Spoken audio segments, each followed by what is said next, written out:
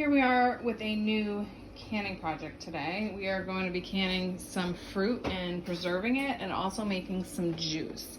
I have grabbed some cranberries and blueberries from my last food haul, and I've got my jars washed and with nice hot soapy water, and make sure you get the soap rinsed off. Check all the rims to make sure there's no cracks or anything. What I'm going to do is just get both canners going today. I'm going to do my cranberry juice in here, and I'm going to get that going because I have some errands to run, and then I'm going to come back and do the second project, which is just preserving some fruit. I'm going to use my big canner because I can double stack.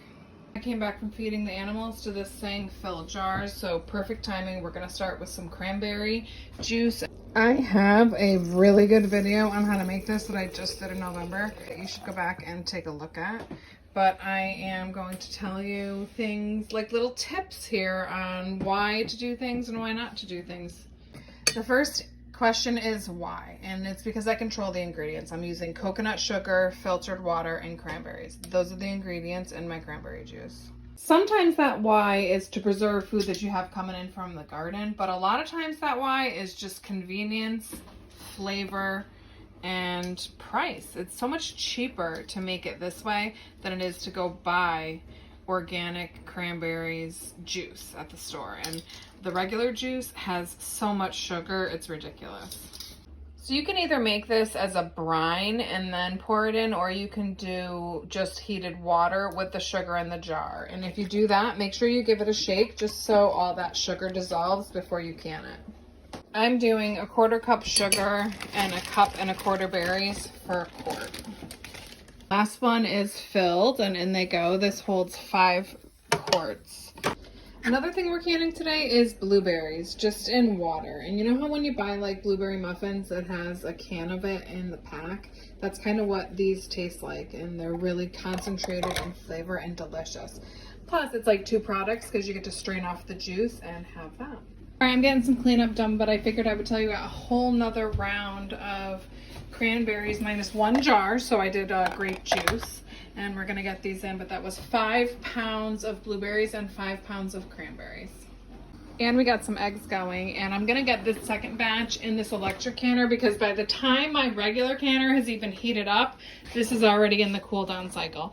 And it's still 15 minutes of canning, but this just goes quicker because it's a smaller container to heat up and cool down, and it's just a little bit more efficient. This one's gonna take a little bit longer to heat up because it's double stacked, so it just has more volume in there.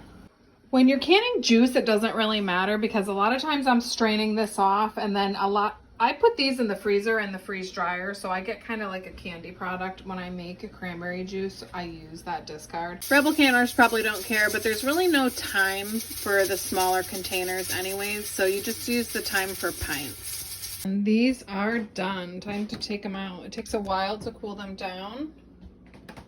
So my other batch is actually done now too.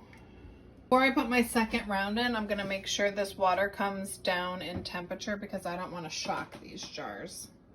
Another thing I wanted to get into this video was to tell you guys the differences in size. So small mouth quart jars are skinnier than the wide mouth ones. So more fit in this canner. 5 of them fit in here. If I was to use all 4 wide mouth, only 4 would fit. Here's another thing I wanted to show you guys.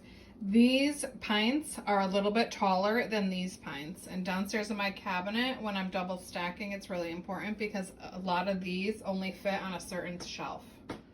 And if it's only 2 little jars that I'm canning to fill in spaces, I do it because these will be such convenient ready-made things to just go for a breakfast in the morning. I pressure can these instead of water bath canning them because it saves me a little bit of time.